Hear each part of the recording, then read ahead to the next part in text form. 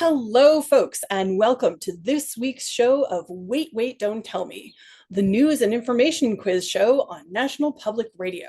I am Crystal Huff, and I will be your host this week, along with the wonderful Nicole. Nicole is my partner in crime, a colleague in class, and a fantastic human.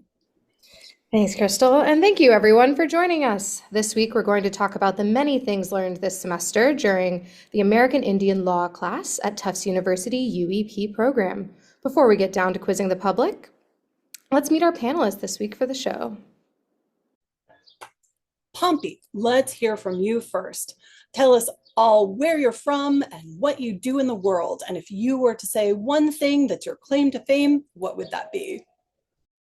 Hi, my name is Pompey, and I am hailing in from land stewarded by Nipmuc Pocumtuck peoples near Hartford, Connecticut. And I'm an artist, and my claim to fame is I was once misquoted by the BBC. Amazing. Okay, Sophie, what brings you here today? Where are you from? How do you spend your time? What is singular about you that our audience should know? Okay, so hey, so happy to be here. Right now, I am calling in from the fourth gayest zip code in the United States. That's Jamaica Plain. When I'm not at grad school, I like to be trying to get as much dirt under my fingernails in my garden as possible. And I'm so stoked to be calling in, hoping to win lots of points and learn lots of things. Fantastic. Finally, Lucas, how are you doing today? Where are you from? What do you do in the world? What notoriety have you gotten up to? Hi, Crystal. I'm good. I'm from New Hampshire. I'm also a grad student at Tufts University. And I would say that I'm notorious for my chocolate cupcakes. They're fantastic. I'm going to make a note of that. All right. Thank you all for joining in the fun. You are all super great. For my next trick, though, we are going to talk with someone who's called in for a game we like to call Who's Nicole? Nicole, who is calling in today for this game? I believe we have a caller now. Let's see. Hello. Hi there. What's your name and where are you calling from? Hi, I'm Shiri, longtime listener, first-time caller from Boston, Massachusetts. Fantastic. It is great to have you. Are you ready to tell us who Nicole is in this game? Ready to try. Okay, so as regular listeners might recall, we play a game I like to call Who's Nicole? Nicole is going to read us 3 quotations from American Indian law. Shiri, your task is to name or explain at least 2 of them correctly in order to get the recording of Professor Jon Witten on your very own voicemail message. Are you ready? Yes. Let's do it. Your first quote. The Cherokee Nation, then, is a distinct community occupying its own territory with boundaries accurately described, in which the laws of Georgia can have no force. This is a quote from 1832 in Worcester v. Georgia, said by whom? Well, 1832 is pretty early in our history, and that's a decision that really sets the precedent for law as pertains to native land. So I'm going to go with Chief Justice John Marshall, not to be confused with an air marshal that also has lots of powers. Shiri, you are correct. This 1832 case was about a white man, Samuel Worcester, who was indicted and sentenced to 4 years of hard labor for residing on Cherokee land without a license and without permission. Okay, let's hear the next one, Nicole. We're doing great. On the far end of the Trail of Tears was a promise. Forced to leave their ancestral lands in Georgia and Alabama, the Creek Nation received assurances that their new lands in the West would be secure forever. In exchange for ceding all their land east of the Mississippi River, the U.S. government agreed by treaty that the Creek County west of the Mississippi shall be solemnly guaranteed to the Creek Indians. This is a quote from the majority opinion in what recent Supreme Court case? A recent Supreme Court case. I mean, I can barely remember who's on the Supreme Court now or what I had for breakfast.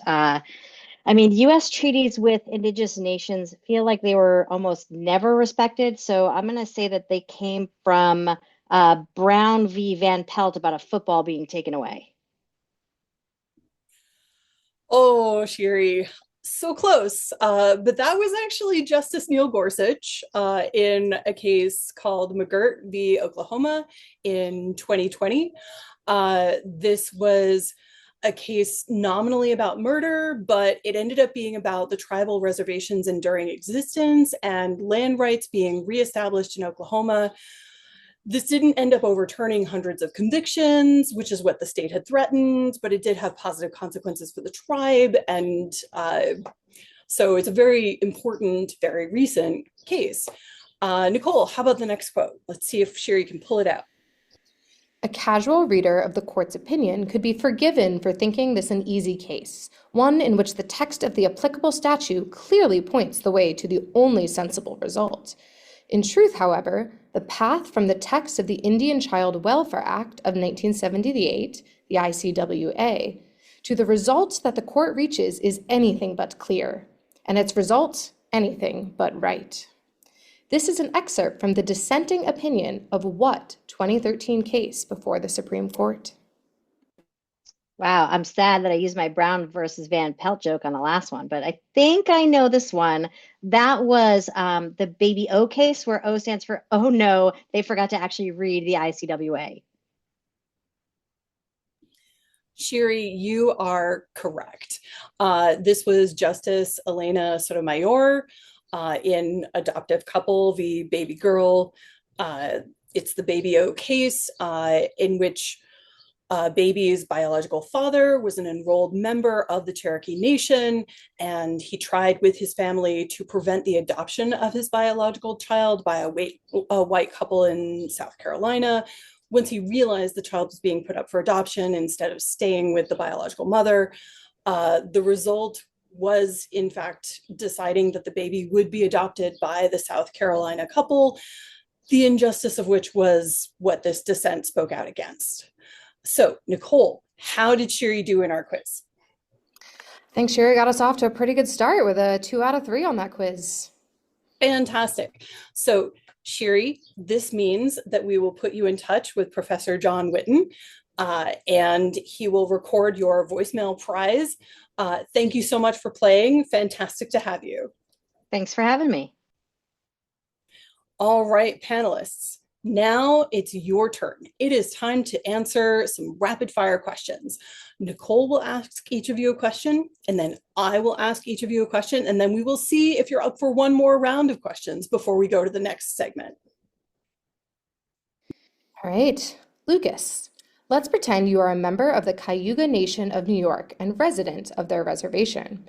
You decide to register to vote in Seneca Falls and eagerly look forward to the next election. Can you vote for the next municipal mayor? No, I don't think so. Lucas, you are correct. Sophie, does a federally recognized tribe pay taxes on the sale of lumber felled on the tribe's reservation? I feel like with all the injustice would mean yes, they have to pay taxes.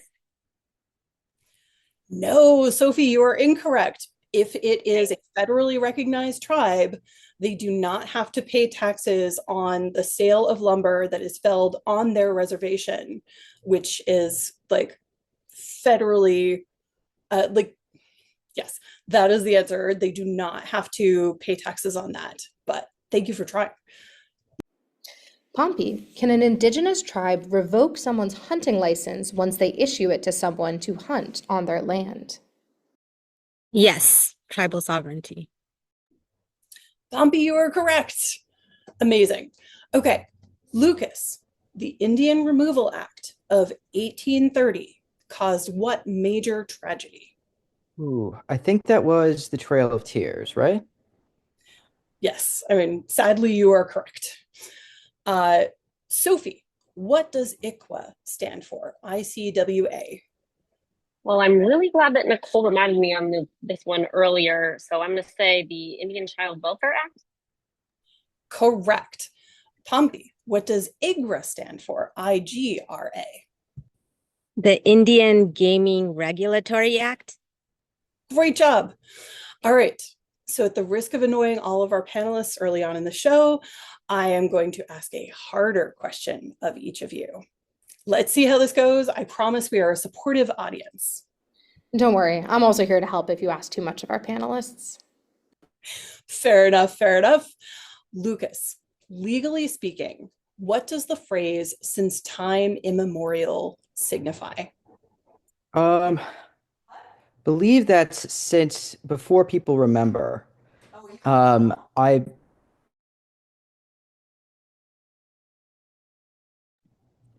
believe it was used to justify land belonging to the tribe that doesn't have documentation that survives. You are correct. Frequently, as you might imagine, colonists documented their opinion of their rights rather than tribal rights and colonized away. So when examining tribal right to land, often the phrase "since time immemorial" is used to reference this issue. Sophie, why does the state of Utah have 0 compacts with indigenous tribes under IGRA or IGRA? Okay. I'm blanking on this one, but I'm going to make an educated guess because of the acronym. I'm going to say because there's not enough hunting going on there. No, but good try. So IGRA is about gaming, and Utah outlaws gaming in the state. So there are no compacts about indigenous tribes hosting gaming or issuing gaming licenses because Utah outlaws gambling. All right, Pompey, name one good reason why legal scholars pay attention to dissent opinions as well as the majority holdings on court cases. Right. I think part of it is because all of this lays a groundwork for future legal change, and paying attention to the dissent. It's important to track that because it's a record of resistance. Yeah, I will totally take that. Politically, over time, the court's makeup changes, it shifts, and sometimes a dissenting opinion early on a topic can provide cover for reopening issues or re-examining topics that come up again in a different light. Okay, how are we doing, Nicole? Yeah, let me get everyone up to speed. So the current score of our panel is Pompey with 3, Lucas with 3 as well. And Sophie's hanging in there with 1 point, but I think she can come back. Oh, I hope Wooden doesn't judge me for this in my other class with him. All right. So now we are going to play a game we call Bluff the Listener. Do we have a listener who has called in to be bluffed?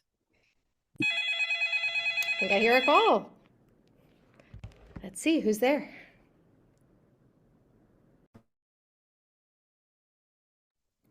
Hello, I'm Nishtha. I'm excited to be on the line. Nishta, hello. Tell us a bit about yourself. Where are you from? What do you do in the world? I'm from Bangladesh. Currently, I'm studying my master's in urban and environmental policy and planning at Tufts University. Fantastic, Nishta. We are so glad to have you here. Now, just to let you know, each of our panelists is going to tell you a story on a theme. Nicole, what is our topic for today? Our topic today is the 1996 case that came before the Supreme Court under the title Cobell v. Salazar. Okay, Nisha. So each panelist is going to tell you a story that might or might not be the story behind Cobell v. Salazar. You pick the real story, and we will put you in touch with Professor Jon Witten to have him record the message of your choice on your voicemail. Are you ready to play? I am ready. Great. Let us hear what our panelists have to say. Okay, Cobo v. Salazar was a case brought by Eloise Cobo, who was the treasurer for the Blackfeet Confederacy tribe in Montana. She discovered mismanagement of funds and dishonesty by the federal government, over $150 billion that was owed to the Blackfeet tribe in land used in feed. During the case in 2001, the federal website for the Bureau of Indian Affairs was actually shut down in order to prevent potential continued fraud. And this internet shutdown lasted until May of 2008. Finally, in 2009, the Obama administration reached a settlement in the case for $3.4 billion. Unfortunately, Eloise Coel died of cancer in October of 2011, prior to receiving her own portion of the settlement that was due to every member of the Blackfeet tribe. Gotcha. All right, Pompey, what's your story? Cobell versus Salazar was actually a landmark 2020 SCOTUS case in which lawyers for Patrick Cobell argued that the Oklahoma reservation of the Muskogee Nation had never been de-established, and the Muskogee man was an enrolled member of the tribe and accused of murder of another Muskogee enrolled member of the tribe, George Jacobs, on the tribal land. Therefore, the state of Oklahoma should never have had jurisdiction to sentence in the case, even though they'd previously convicted Cobell and sentenced him to execution. The Supreme Court decided in favor of the Muskogee tribe still having a reservation because only Congress can resolve a res, and the lawyer for the Oklahoma never established that that happened for the Muskogee. So they still had a valid contract with the Fed from 1866. Kind of wild that the case was heard during the start of the COVID pandemic, one of the first Supreme Court hearings to be heard via remote participation. Gotcha. All right, Lucas, what's your story? You're both completely wrong. Cobalt v. Salazar was a really important Court case for sure, but it was a 1989 case where Philip Cobell, a man with Yakima ancestry but not a member of the Yakima Indian Nation, sued the Yakima tribe for the right to develop his land in ways incompatible with the tribal zoning ordinances but allowed by country development laws. Cobell and Wilkinson, a white man who joined the lawsuit, received different verdicts. The Supreme Court used this case to develop a new definition of open land versus closed land for zoning development and said that all lands allotted to the tribe but distributed today in a checkerboard fashion should be considered differently than non-fee lands, and the tribal jurisdiction status is different. All right. So we have a story of indigenous money being used fraudulently, a story of one Muskogee man murdering another that resulted in the restoration of a reservation, and a story of zoning laws and tribal jurisdiction changing the Yakima land. Nishta, what do you think? Which story was the true Cobell v. Salazar case? Who was being honest with you? While each of these stories have elements that unfortunately sound so truthful, I believe that Sophie was telling the full and correct truth. You are so right, Nisha. To confirm which story was true, normally we would play a recording of a reporter on the scene. In terms of most Indigenous tribal events, however, there's often no mainstream coverage. We do have a 2010 recording of Eloise Cobell herself explaining some aspects of the case.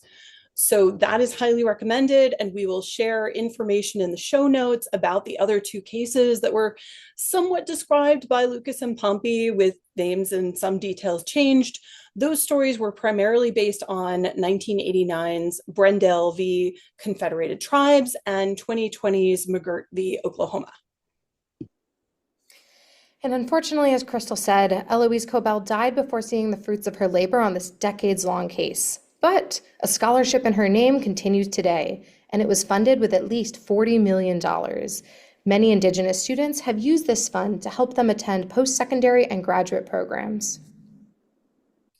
A very important legacy to keep in mind. Cobell was a legend. Nishta, thank you so much for playing our game. Thank you so much for having me on this show. Fantastic. Thank you. So for our next segment, we are going to invite an accomplished guest to come talk with us about something almost or entirely outside of their wheelhouse, possibly vaguely related to them in some fashion, but not really. We try to avoid that. This is called Not My Job. Today, our accomplished speaker is Sage Carbone. Sage Carbone is a member of the Northern Narragansett Indian tribe of Rhode Island with Nipmuc and Mi'kmaq ancestry. Sage is a nonprofit director working in affordable housing. Her community work includes the Native Spaces, participatory budgeting, street signage in East Cambridge, rematriating the South Corridor Parkway as part of the Reckonings Project with Northeastern University, and the American Indian Native American Cultural Celebration Day at Fenway Park. All initiatives focused on contemporary Indigenous presence and visibility. Hello and welcome to Sage. Hello. Sage, how are you doing today in this beautiful weather? It is fantastic. I am so happy to be on the other side of the phone talking to you instead. Thank you so much, Sage. Now, because Sage has already set up her voicemail, we are going to meet the caller for whom Sage is playing this game. This caller, if Sage is successful and gets at least 2 of the 3 questions right, this caller will receive the excitement of having Jon Witten record their voicemail message. Sage will get the bragging rights, however.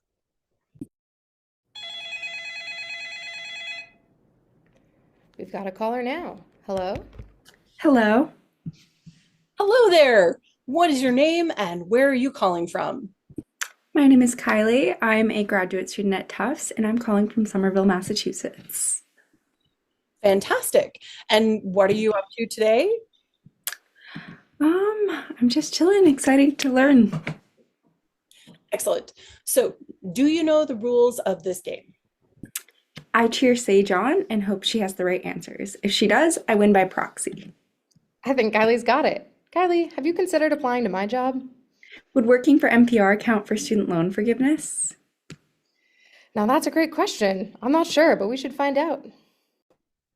All right.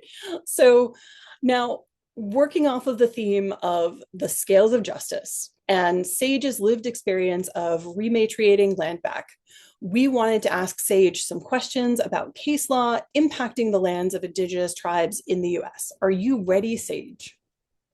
I sure hope so. All right. From the 1950s to 1990, tribes or tribal interests lost the majority of cases brought before SCOTUS. That has shifted since 1990. In the past 30 years, however, tribal interests have lost what proportion of Supreme Court cases? A, 1/4, B, 1/2, or C, 2/3? All right, Sage, what do you think? Well, if they lost the majority before 1990 and it's shifted since 1990, I would say it's A, 1/4. Would that it were true. The correct answer is actually pretty depressing. It is C, 2/3. 2/3 of Supreme Court cases about tribal interests have been unsuccessful. All right, let's hear the next question from Nicole. In City of Sherrill v. Oneida Indian Nation of New York, which justice said the following in the majority opinion of SCOTUS? It was not until lately that the Oneidas sought to regain ancient sovereignty over land converted from wilderness to become part of cities like Sherrill. Now it was too late for the tribe to rekindle the embers of sovereignty that long ago grew cold. Was that A, Justice John Paul Stevens, B, Justice Ruth Bader Ginsburg, or C, Justice David Souter? I am going to say the one justice whose name I do know on there, which would be B, Ruth Bader Ginsburg. Sage, you are correct. All 3 of these justices were on the court at the time of this case, but the quote is from RBG. All right, one more question left. Sage, you currently have 1 out of 2. Let's hear it. The Cherokee Nation, then, is a distinct community occupying its own territory with boundaries accurately described in which the laws of Georgia can have no force. This is a quote from 1832 in Worcester v. Georgia, said by whom? A. Justice Samuel Chase, B. Justice William Cushing, or C. Chief Justice John Marshall. Ooh, well, since we're talking about Native American law here, I guess I have to go with the Chief Justice John Marshall. Sage, you are correct. All three of these justices were on the court at the time of this case, but this quote is from Marshall. All right, Nicole, how did Sage do on our questions? I think we're feeling good today. Looks like Sage got a 2 out of 3. Sage, thank you so much for talking with us today. We will offer Kylie your prize, but you definitely get bragging rights. Thank you so much for participating. Oh, thank you so much for having me on the show, and enjoy all of the bragging rights, Kylie. Thank you all. All right, the time has come. Now we will run our panelists through some stark but informative true-false questions. All right, Sophie, in Oneida Nation, the village of Hobart, SCOTUS, or the Supreme Court of the United States, applied 2020's McGirt case framework to reaffirm that there was no evidence of Congress intending to diminish the reservation of the Oneida Nation. True or false? I'm going with true. That one was in fact true. All right, Pompey. According to US federal law, any judge who decides cases in the court of law of any American Indian tribal nation is deciding a criminal matter and must be licensed to practice law by a jurisdiction within the United States. True or false? True. True once again. And Lucas, based on an 1829 federal treaty in March of 2025, Governor J.B. Pritzker of Illinois transferred the Shabbona Lake State Recreational Area, or 1,500 acres of land, to the Prairie Band Potawatomi tribe. True or false? Ooh, that's hard. I'm gonna say false. Lucas, this one was true. Sorry. All right, moving on. Sophie, Chief Justice John Marshall in 1831 was the first to declare indigenous tribes, quote, domestic dependent nations. True or false? Oof, kind of tough. I'm thinking true. I feel like I remember Cherokee Nation v. Georgia being that one. It was true, and I think we might even need to give you a bonus point for telling us exactly what case it was. I'll allow it. All right. Pompey.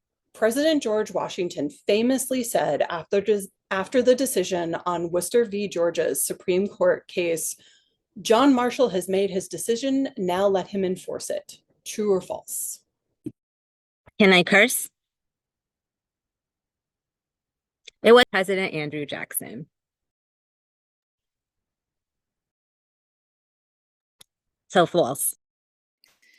Yes, you are correct. That it was indeed false, and I don't know, that might be another call for a bonus point, unless we're taking it away for the swear, but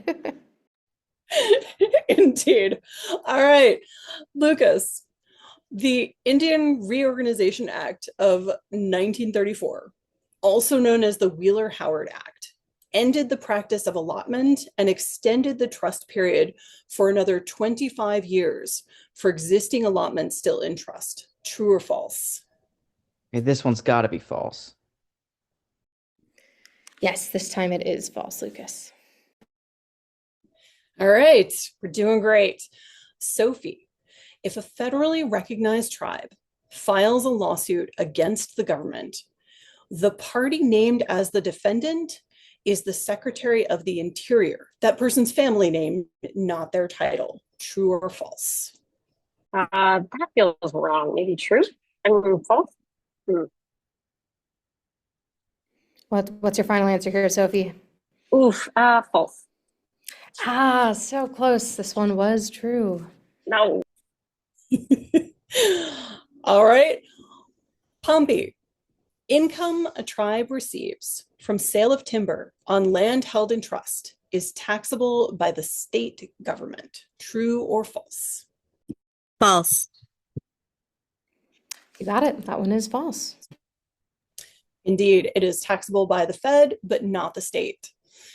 Lucas, an enrolled member of a federally recognized tribe who's living on their reservation, is not charged state sales tax for goods purchased on the reservation. True or false? True. That one's true. I think I'm feeling a comeback here in this section. All right. Sophie, Indian country includes all trust and allotment lands, whether or not those lands are inside an Indian reservation.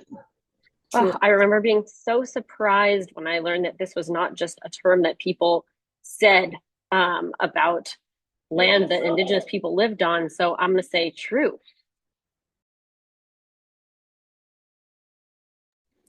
Yes, that one is true. It's applicable for both the IGRA, as we talked about earlier, and other applications.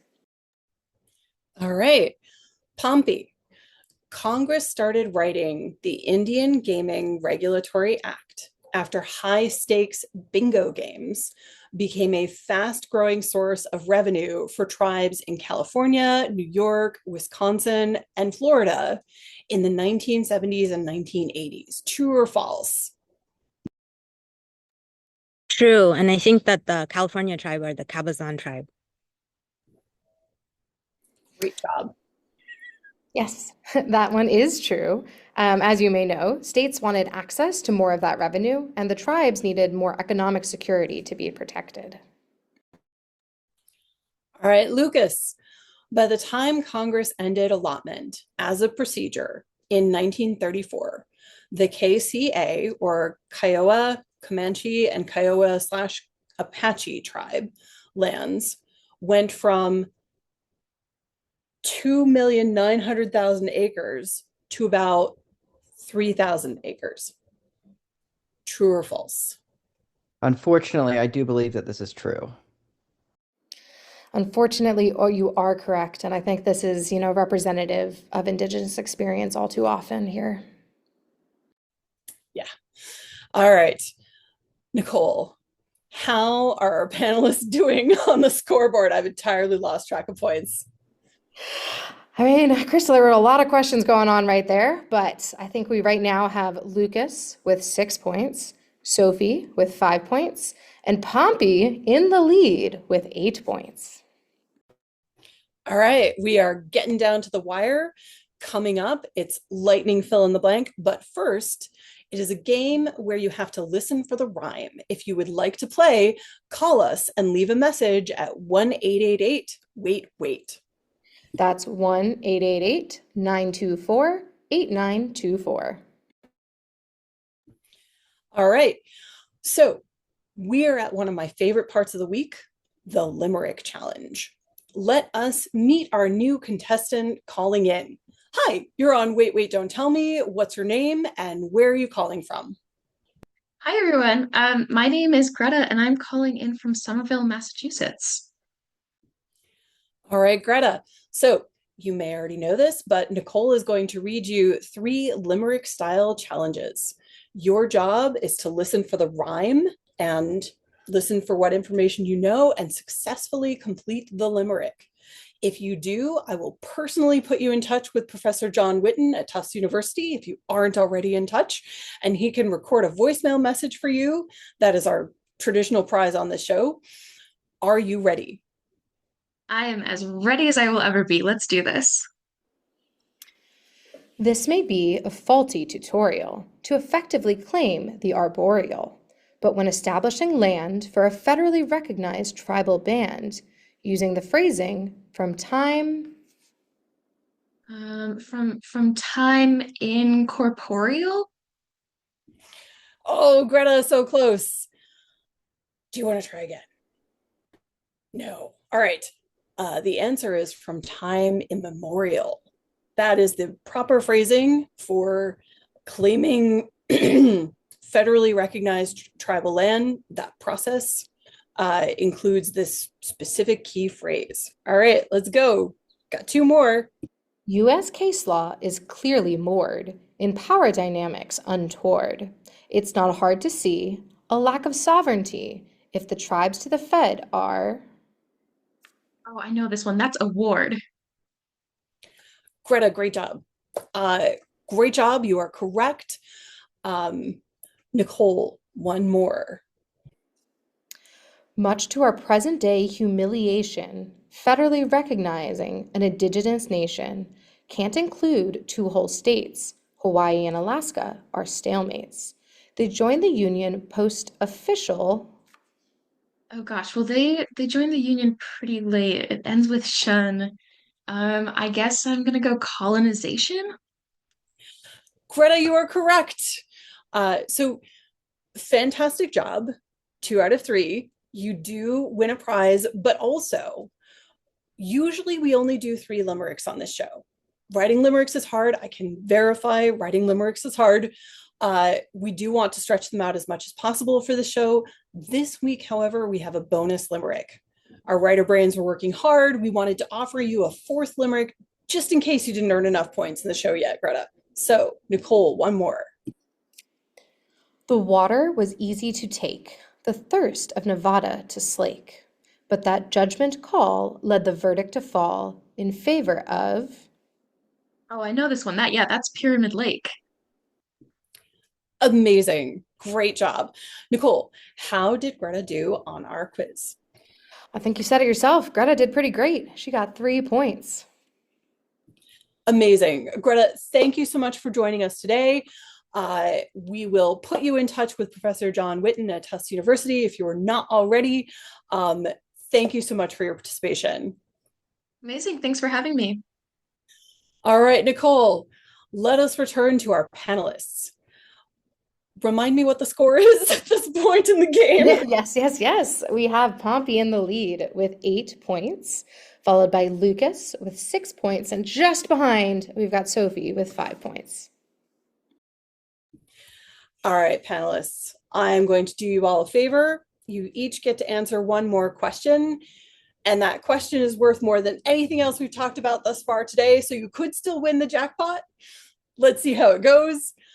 All right, Lucas, in 2009, the class action lawsuit of Cobell v. Salazar was settled in favor of the plaintiff, the Blackfeet Indigenous tribe. How much was the federal government supposed to pay? Oh man.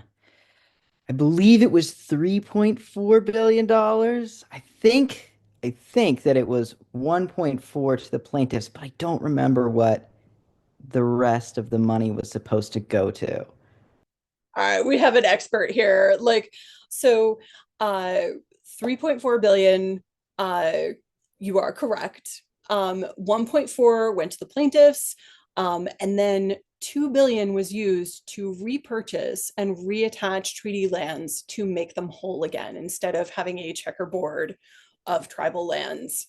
All right, Sophie.